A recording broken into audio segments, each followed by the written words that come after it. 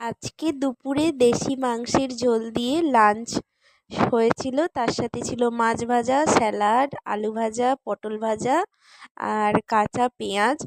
তো এই দিয়ে জামাই ষষ্ঠীর পর্ব শুরু হয়েছে।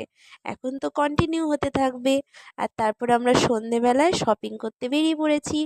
আর শপিং করতে করতে মিও আমরে গিয়ে এই জামাই ষষ্ঠী স্পেশাল কেকটা দেখে এটাও একটা কিনে নিলাম।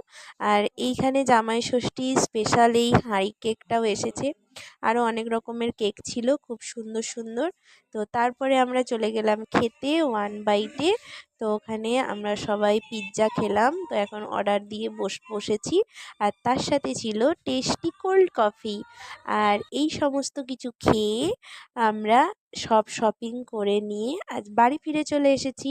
আর কালকে কি কি হবে সেটা আবার তোমাদের সাথে শেয়ার করব। তো চলো জামাই ষষ্ঠী পর্ব দেখতে থাকো। টাটা।